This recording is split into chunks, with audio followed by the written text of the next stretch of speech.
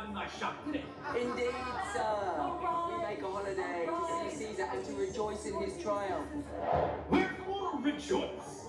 What conquest brings he home? What tributaries follow him to Rome to grace in captive bonds his chariot with? Blocks, you stones, you worse than senseless things! You hard hearts, you cruel men of Rome! Do you not, Pompeius? Many a time and often climbed up to walls and battlements, to towers and windows, even chimney tops, your infants in your arms, and there have sat the livelong day in patient expectation to see great Pompeius pass the streets of Rome. And when you saw his chariot but appear, have you not made a universal shout? That Tiber trembled underneath her banks to hear the replication of your sounds made in her concave shores. And do you now put on your best attire? And do you now call out a holiday? And do you now throw flowers in his way that comes in triumph over Pompeius' blood? Be gone! Run to your houses!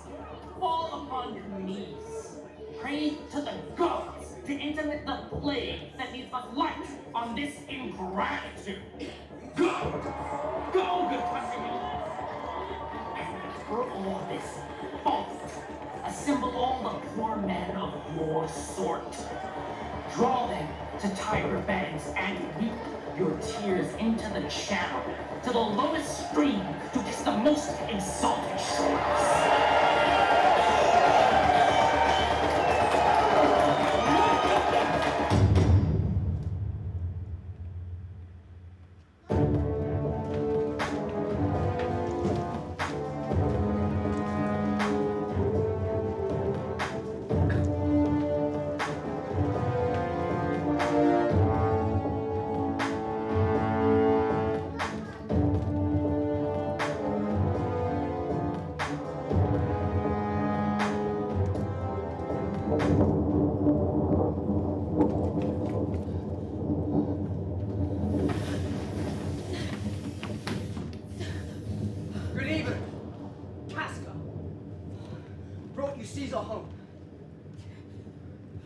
Why are you breathless?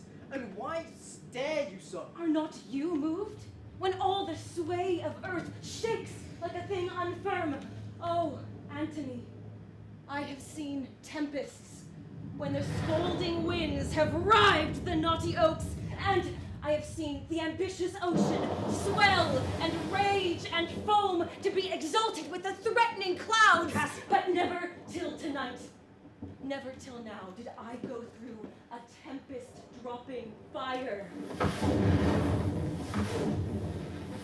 Either there is a civil strife in heaven, or else the world, too saucy with the gods, incenses them to send destruction. Why, saw you anything more wonderful?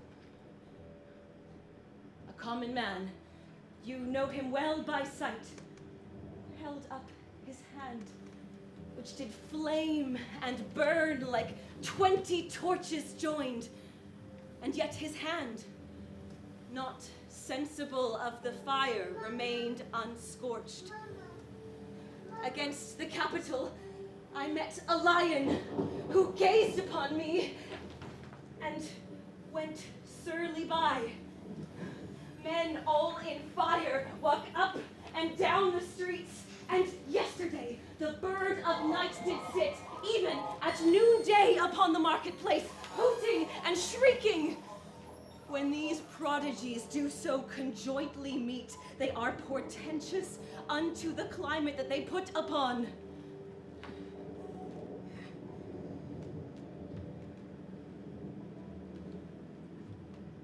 Come seize it to the capital tomorrow. He does. Good night, then, Casca. This disturbing sky is not to walk in.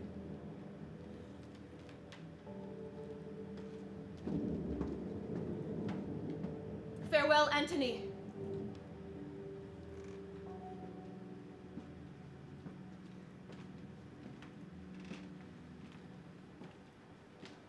Who's there? A Roman. Casca, by your voice.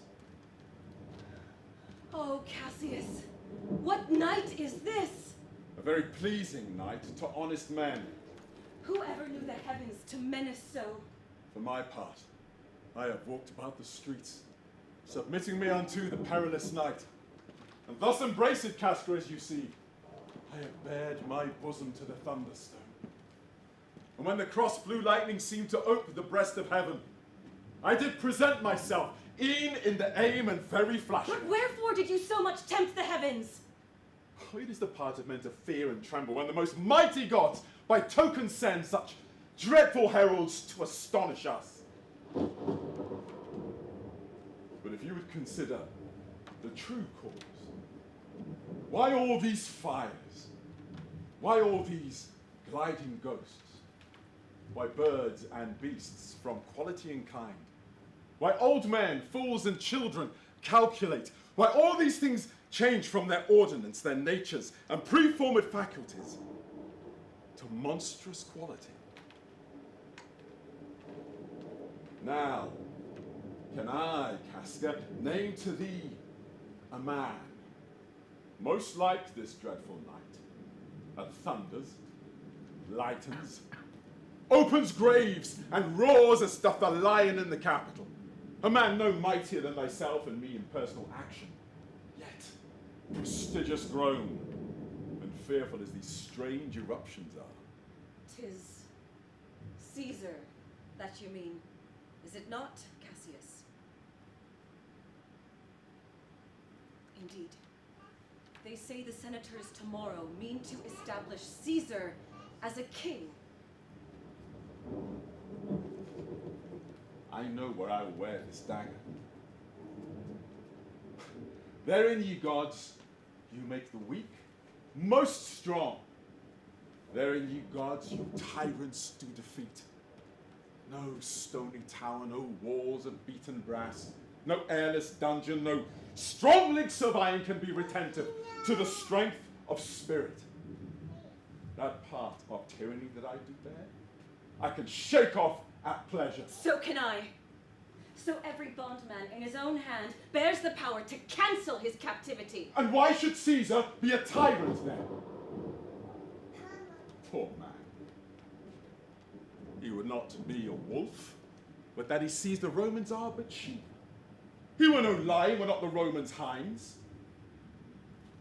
Those that would haste would make a mighty fire. Begin it with weak straws. What trash is Rome? What rubbish, what offal, when it serves for the base matter to illuminate so vile a thing as Caesar? Hold! My hand. Be factious for redress of all these griefs, and I will set this foot of mine as far as who goes farthest. There's a bargain made. Stand close for a while. There comes one in haste. 'Tis Cinna. I know her by her gait. She is a friend. Cinna, what haste you, sir? To find out you, Cassius.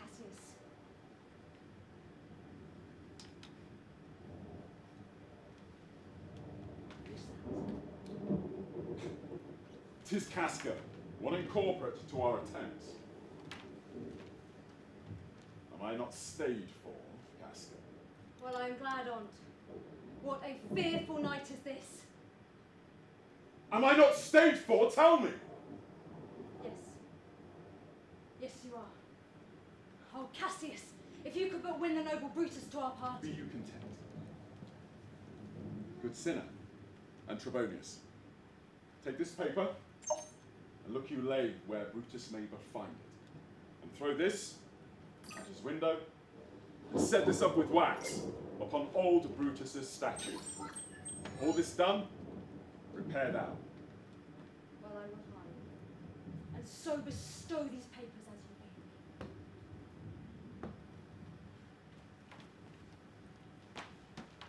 may. Repair thou to Pompeius' theatre.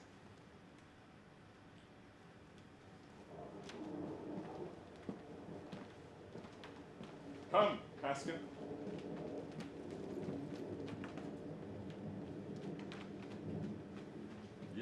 ere day shall see Brutus at her house. 3 parts of her is ours already. The woman in Tyre, upon the next encounter, yields her ours. She sits high in all the people's hearts. You have right well conceited. Let us go, for it is after midnight, and ere day we shall awake her and be sure of her.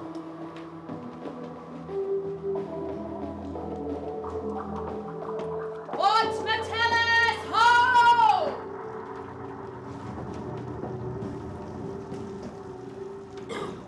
Metellus, I say!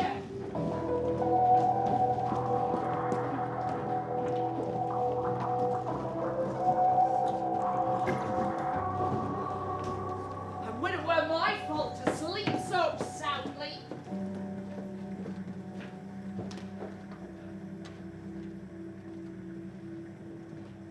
when, Metellus, when? Awake, I say! What, Metellus? Called you, my lord? Get me a taper in my study. When it is lighted, come and call me here. I will, my lord.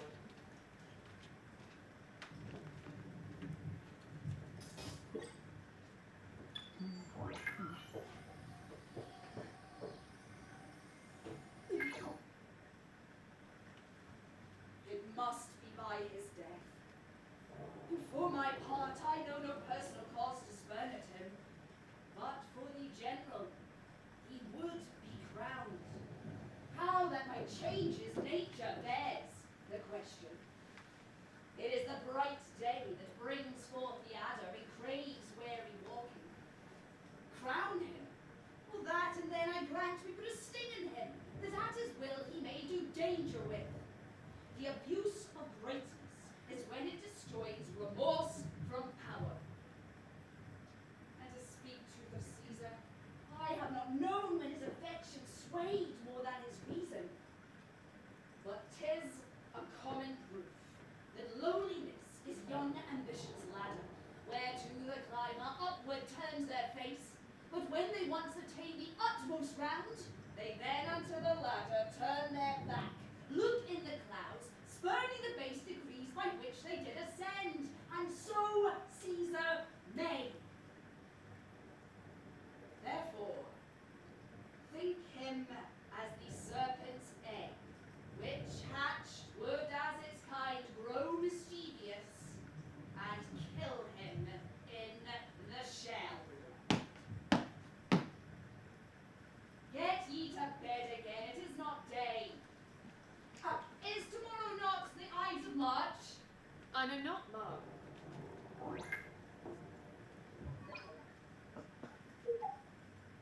Ma'am, March has wasted 14 days.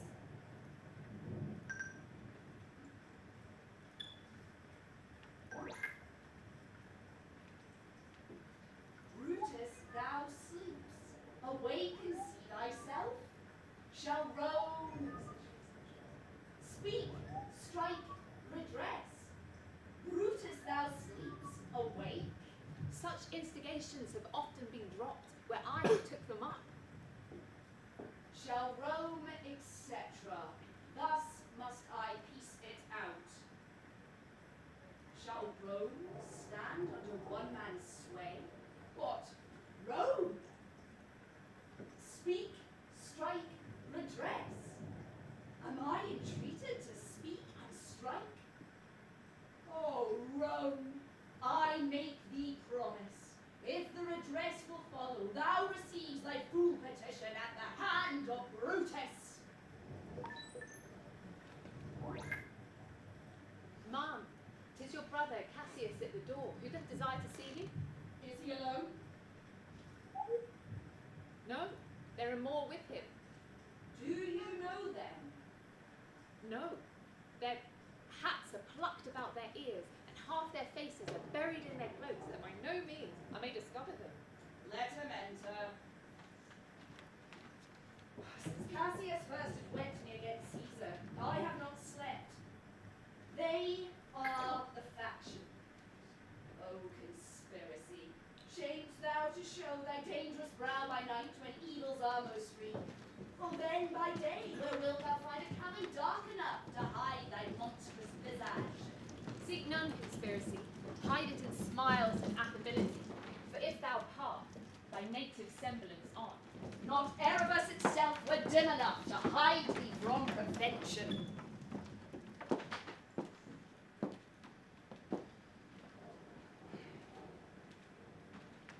Good morrow, Brutus. Do we trouble you? I've been up this hour, awake all night. Know I these kin who come along with you? Yes, every one of them. And no one here but honors you. And everyone doth wish you had but that opinion of yourself, which every noble Roman bears of you. This is Trebonius. She is welcome hither. This Caius Ligaris. He is welcome too. This Casca. This Cinna.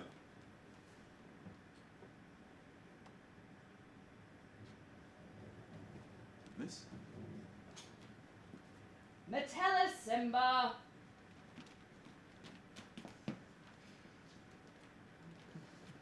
Give me your hands all over, one by one.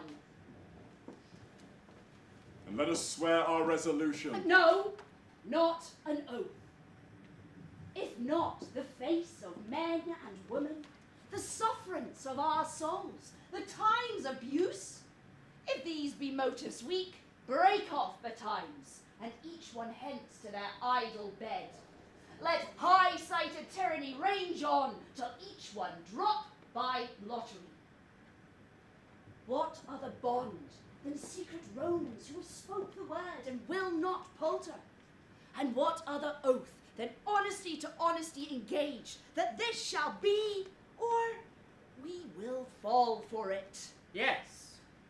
Do not stain the even virtue of our enterprise that think that our cause or our performance did need an oath, when every drop of blood that every Roman bears, and nobly bears, is guilty of a several bastardy, should they break the smallest particle of any promise that hath passed from them.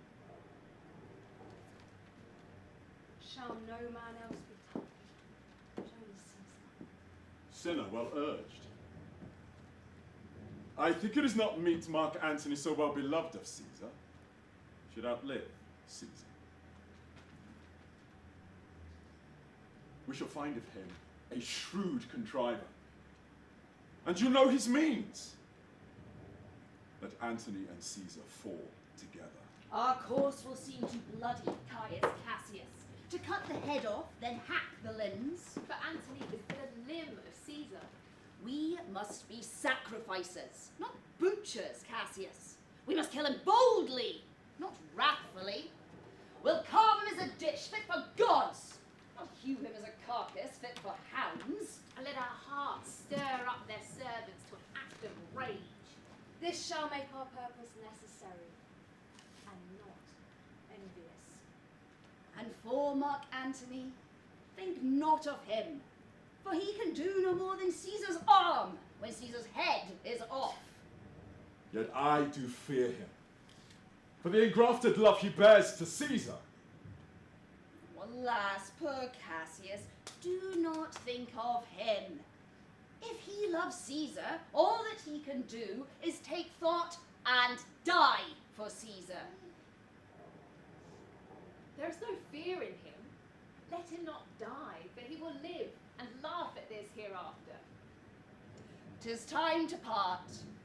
It is doubtful yet whether Caesar will come forth today or no, for he is superstitious grown of late, and the persuasion of his augurs may hold him from the capital today. Never fear that. If he be so resolved, I can sway him. For he loves to hear that unicorns may be betrayed by trees. But when I tell him he hates flatterers, he says he does, being then most flattered. Let me work. For I will give his humour the true bend, and I will bring him to the capital. Nay, we will all be there to fetch him. By the 8th hour, Is that the uttermost? Be that the uttermost and fail not then. The morning is upon us soon. We shall leave you. And friends, disperse yourselves, but remember what you have said, and show yourselves as true Romans. Good gentles, look fresh and merrily.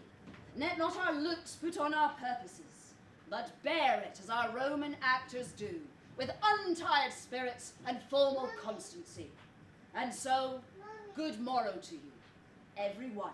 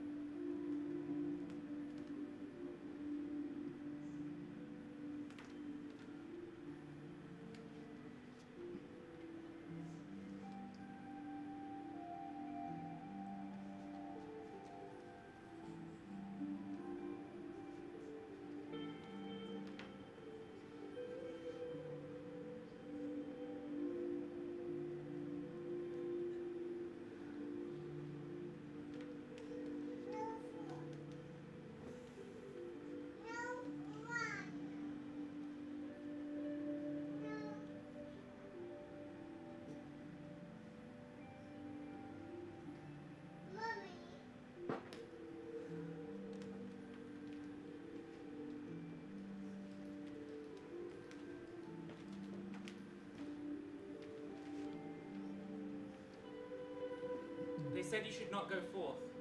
Plucking out the entrails of an offering, they could find no heart within the beast.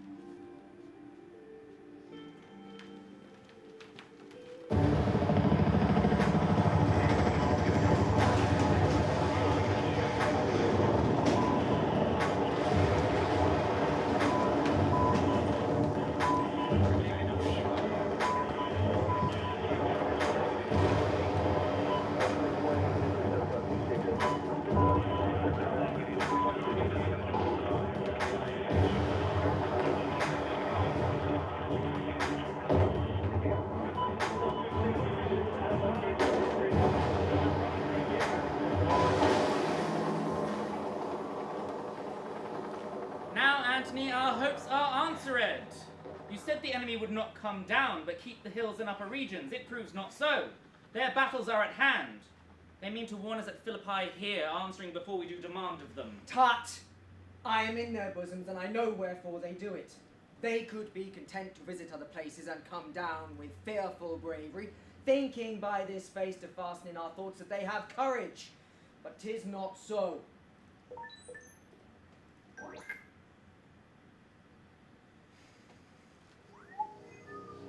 Octavius, lead your battle softly on, upon the left hand of the even field. Upon the right hand eye, keep thou the left. Why do you cross me in this exigence? I do not cross you, yet I will do so.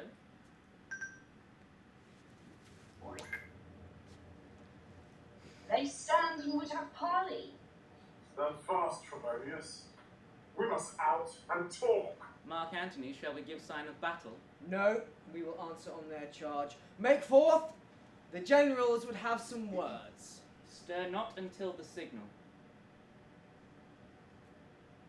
Words before blows.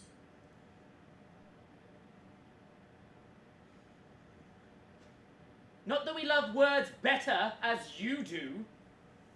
Good words are better than bad strokes, Octavia. In your bad strokes, Brutus, you gave good words. Witness the whole you gave in Caesar's heart, crying, "Long live, hail Caesar!"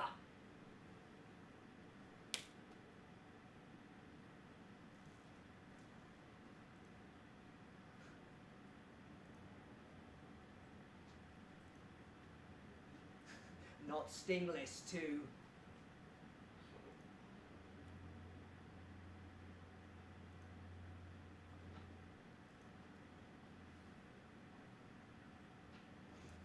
Villains! You did not so when your vile daggers hacked against one another in the sides of Caesar. You showed your teeth like apes and fawned like hounds and bowed like bondmen kissing Caesar's feet while down in Casca, like a cur behind struck Caesar on the neck. Oh, you flatterers! I draw a sword against conspirators. When think you that the sword come up again? Never! Till Caesar's 33 wounds be well avenged, or until another Caesar have added slaughter to the sword of traitors! Thou canst not die by traitors' hands unless thou bring some with thee. So I hope. I was not born to die on Brutus' sword. Oh, if thou wert the noblest of thy kind, young man, thou couldst not die more honourable. A peevish schoolboy, worthless of such honour. Enjoying it by a masker and a rebler. Old Cassius still. Come, Antony, away. Defiance, traitors! Hurl we in your teeth. If you dare fight today, come to the field. If not, when you have stomachs,